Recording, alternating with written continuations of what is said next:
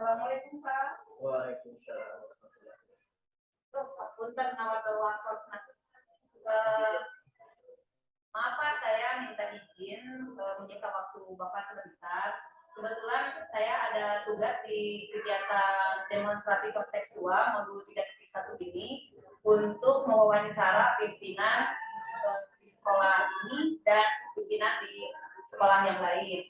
Nah, kemudian nanti dalam kegiatan wawancara ini saya harus mendapatkan sebuah wacana tentang bagaimana praktik pengambilan keputusan yang selama ini sudah Bapak jalankan, terutama untuk kasus-kasus di mana di sini ada nilai-nilai kebaikan yang saling bersinggungan.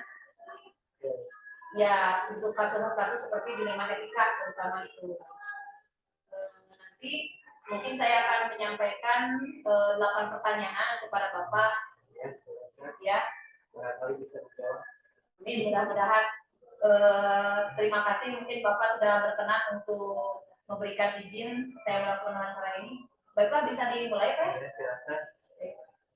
Untuk pertanyaan pertama Pak, selama ini bagaimana Bapak dapat mengidentifikasi kasus-kasus mana yang merupakan dilema etika atau mana yang termasuk rujukan moral? Maksudnya yang etika yang dimaksud di pekerjaan atau di mana? Mungkin cakupannya luas juga Pak. Kalau dilema etika itu berkaitan di mana apa yang Bapak simpulkan itu dirasa oleh Bapak benar, dan juga terhadap lawan bicara Bapak, atau mungkin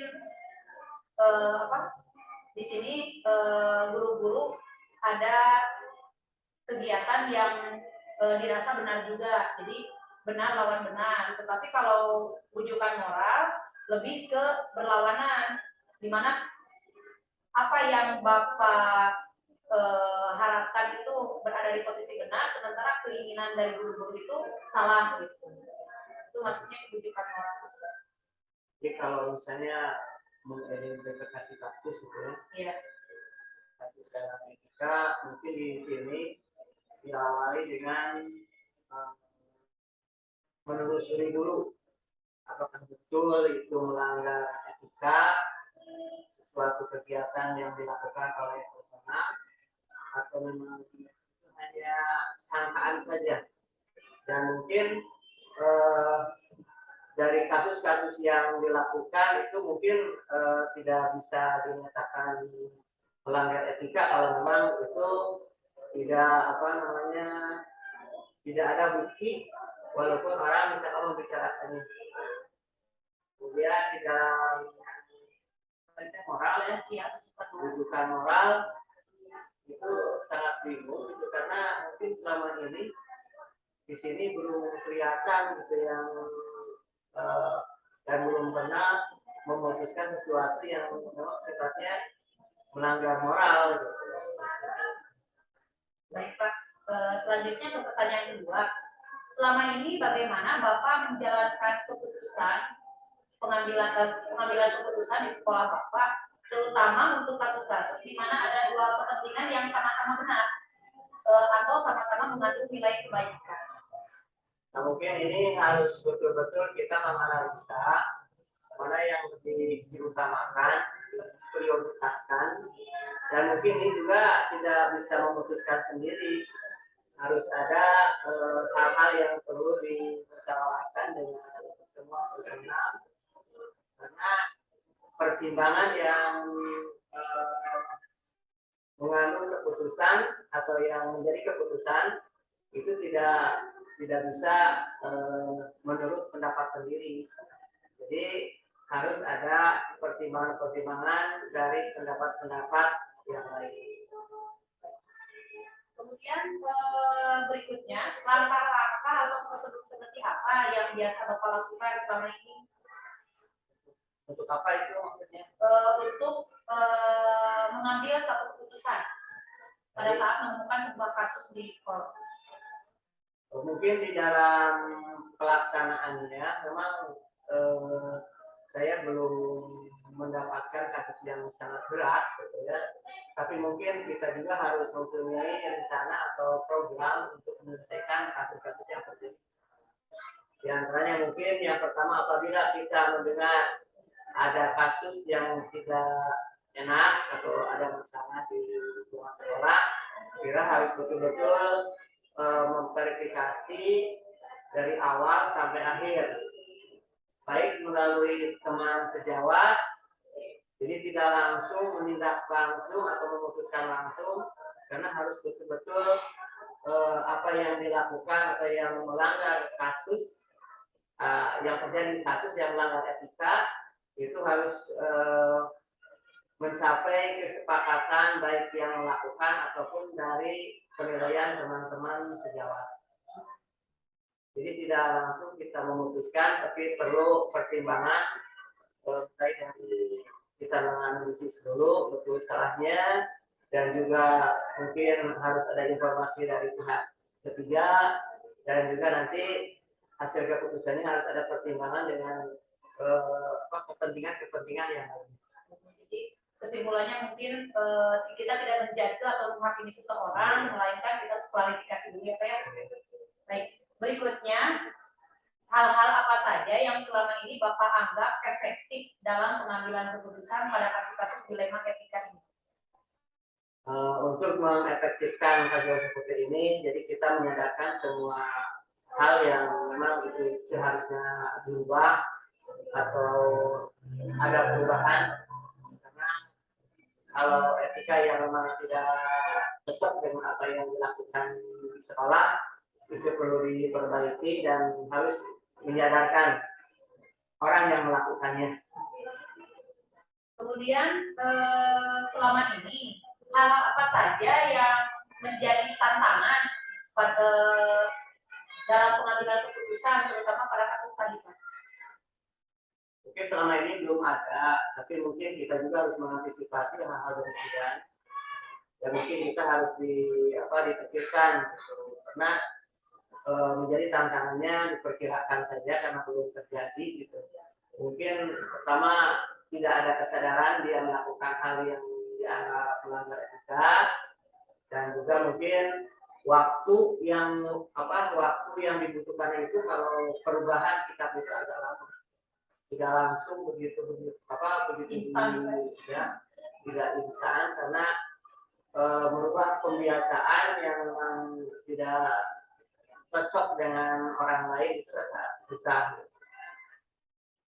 Baik, pertanyaan berikutnya Pak, apakah Bapak memiliki jadwal tertentu untuk menyelesaikan kasus dilema etika ini? Apakah langsung menyelesaikan di tempat atau mungkin memiliki jadwal untuk menyelesaikannya? Jika ada, mungkin bentuknya seperti apa atau prosedurnya seperti apa yang Bapak lakukan? Karena selama ini belum ada kasus yang sangat berat, jadi mungkin itu dalam penyelesaiannya itu tidak dijawab secara serius, tapi kita mengambil waktu-waktu yang cocok, yang senggang, dan mungkin karena dalam pekerjaan itu banyak aktivitas yang lain, kita mengambil waktu-waktu yang memang santai, gitu, tidak langsung ditentukan waktunya. Fleksibel. Ya. Kemudian adakah seseorang atau mungkin faktor-faktor apa yang selama ini mempermudah dan membantu Bapak dalam pengambilan keputusan ketika terjadi sebuah kasus dilema etika ini?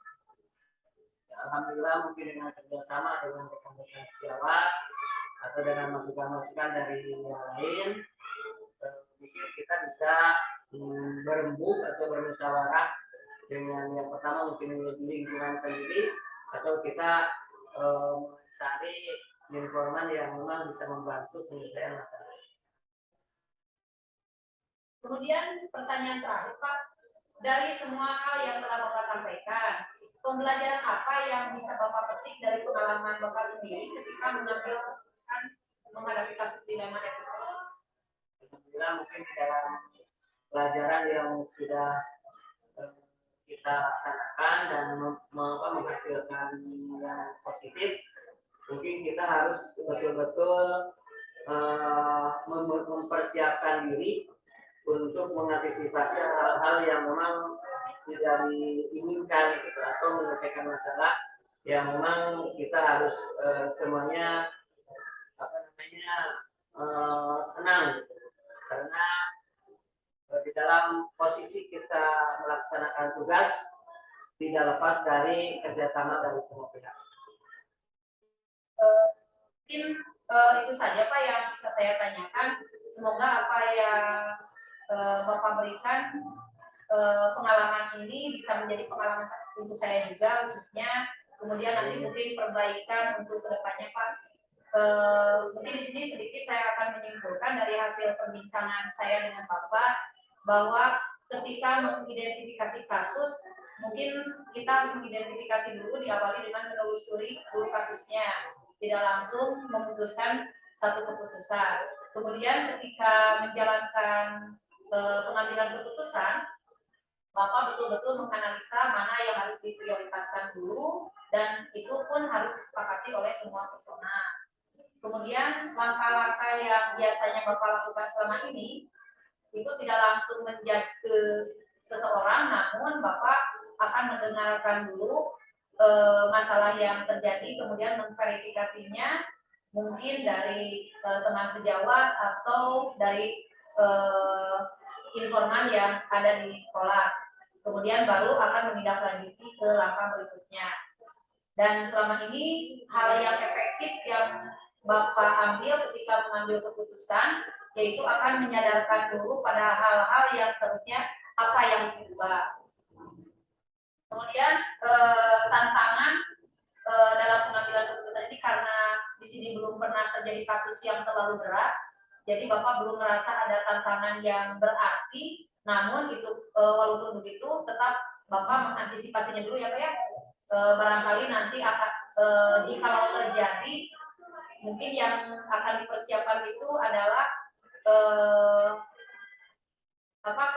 kemungkinan untuk meningkatkan kesadaran diri mungkin ya Pak ya, dan itu alasannya karena waktu perubahan sikap itu tidak instan namun lama. Selanjutnya Bapak pun di sini tidak membuat jadwal khusus karena kasus pun kan tidak pasti terjadinya secara insidental. Tentu ini akan diatasi dengan mencari waktu-waktu senggang, tidak mengganggu tugas pokok dari para guru ya Pak ya. Kemudian faktor-faktor yang selama ini membantu Bapak ketika mengambil keputusan, yaitu kerjasama dengan rekan sejawat atau mungkin masukan dari yang lain. Salah satunya yaitu mencari informan. Dan terakhir, pembelajaran yang bisa Bapak jadikan pengalaman ketika mengambil keputusan dari kasus dilema etika, yaitu mungkin mempersiapkan diri untuk mengantisipasi jikalau menghadapi masalah mungkin yang lebih pelik dari ini ya Pak. Nah, mudah-mudahan apa yang Bapak sampaikan, pengalaman-pengalaman Bapak itu banyak memberikan inspirasi, terutama bagi saya, apalagi saya baru mendapatkan pembelajaran ini di modul 3.1, mungkin pengalaman untuk kedepannya, baik sebagai pemimpin di kelas ataupun pemimpin di komunitas sekolah. Terima kasih Bapak atas waktu dan ketersediaannya untuk memfasilitasi kegiatan wawancara ini. Mudah-mudahan apa yang saya laksanakan hari ini banyak mendapatkan manfaat, terutama bagi saya khususnya bagi pengembangan diri, terutama dalam mengambil keputusan berdasarkan nilai-nilai kebajikan seorang pemimpin. Terima kasih kembali, mudah-mudahan apa yang saya sampaikan bisa membantu apa yang saya butuhkan. Dan maaf mungkin jawabannya kurang pas atau kurang isinya kurang tepat. Mudah-mudahan Bu Erni bisa memperbaiki lagi, dan karena mungkin ini adalah salah satu kegiatan yang akan mendukung kelancaran di dalam guru penggerak. Dan mohon maaf sekali lagi apabila jawaban yang dilontarkan, pertanyaan yang dilontarkan oleh Bu Erni jawabannya kurang memadai apa yang diharapkan. Ya, terima kasih Bapak. Terima kasih kembali. Justru saya mendapatkan pencerahan dari percakapan ini mudah-mudahan bisa menjadi hal yang inspiratif bagi kami. Amin. Terima kasih Bapak atas waktunya. Assalamualaikum.